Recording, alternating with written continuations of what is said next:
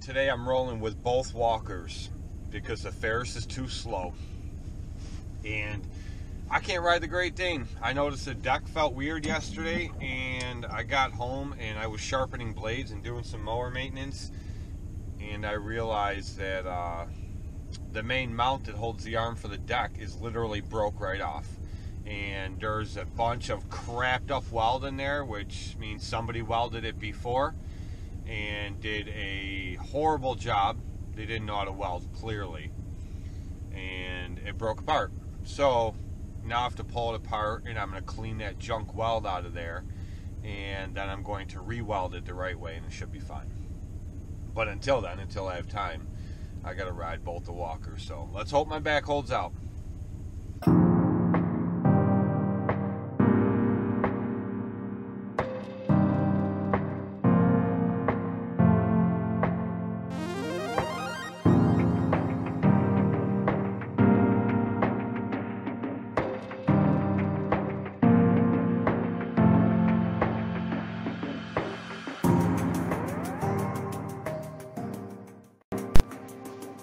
Alright, just a little bit of mowing on the Walker MT. I haven't filmed this mower in quite a while, actually. I haven't even used it that much this summer, mostly because I haven't really had to bag anything. And the little bit of bagging I've been doing lately, I've been doing with the Great Dane, but the Great Dane is broke right now, which I will explain in a couple minutes. So I've had to run this one and the Walker B all day today, actually. And it really didn't bother my back as bad as I thought. As a matter of fact, I didn't hurt at all day. There was a couple spots where I got off the mower and then I kind of felt it a little bit in my knee, but other than that, it didn't bother my back all day. And being on either one of these two Walker mowers, you can't really tell here. There was a bunch of lines here before. The lines look screwed up because I usually mow this with the Ferris 61, and this walker is a 48-inch deck, but the hill is to the right. That's a hill that you guys know the story. Any longtime followers know the story. That's the one that is extremely steep but doesn't look like it on film. But anyway, so I use the Ferris to mow that, so I usually just come down here and hit this too.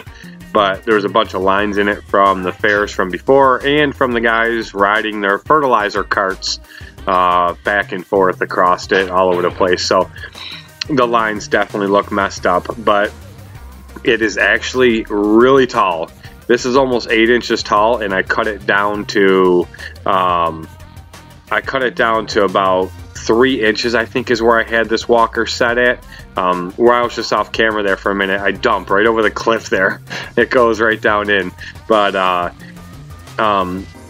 actually right there to the left where you see that tree, right next to that is where I dump, and you'll see at the very end is this part is ending. You'll see me back up to it, and that'll be me dumping it again. I end up having to dump it twice, and that just lets you know how much grass I took off this area. Like I said, it was about 8 inches, and I cut it down to 3. I really wish the camera would show that kind of stuff, that you could really tell. I mean, I guess I could take it and do a close-up, but I mean, that just takes more time. I did empty this hopper twice to do this, like I just said, and it's like the 10 or 10.5 bushel hopper, so it's quite a bit of grass. That's the one thing I love about these walkers, is they do hold a ton of grass, so a lot more than that Scag held with that 3-bag bagging system. So anyway, that's about it for this one.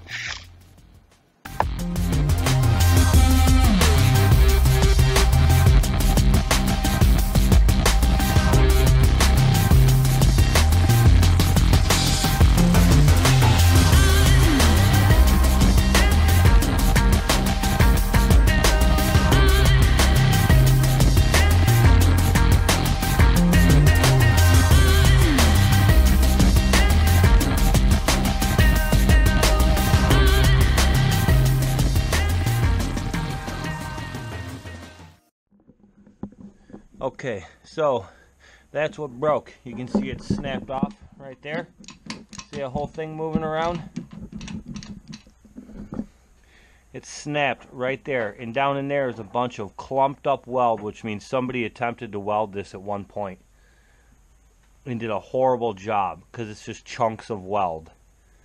So I'm guessing what I'm going to have to do is I'm going to have to pull this clip off, slide this out, and then it'll leave this part loose. It's snapped right off in the back. So you see all that chunked up weld back there too? Same thing. And then it snapped right there. Snapped right there, snapped there, and snapped right there. So what I'm going to attempt to do is get as much of that weld out of there as I can.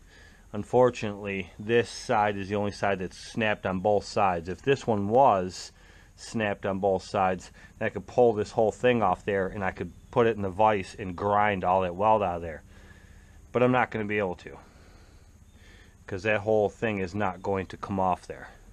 So, unless, no, I don't think it's going to come off there, because it's, this arch is part of that, I think.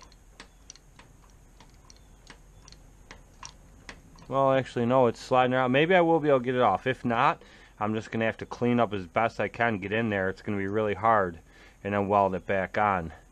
But if it doesn't work, what I'm going to do is get this back on, get it straight, and then I'm going to take a piece of steel and I'm going to go from there down at an angle, both sides, and I'll weld it to the frame and weld it to there, and that'll brace it both sides.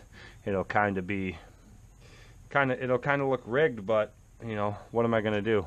I'm not putting a ton of money into this mower to, it's not a piece you can just buy, you know what I mean? So I'm not going to put a ton of money into it.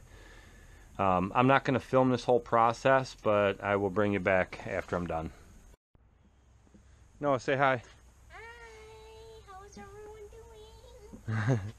Alright, so it's back together. It seems to be holding.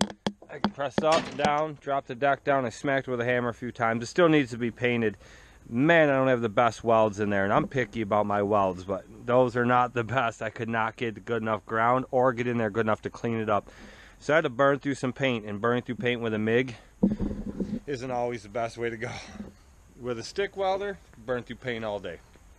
MIG welding, not so much. But it's on there. I whacked it a few times with a mini sledge, tapped it back and forth. Now, I didn't beat the hell out of it, but I whacked it kind of hard, all different sides, and it didn't break off. So I put it back together, and it seems to be holding for now.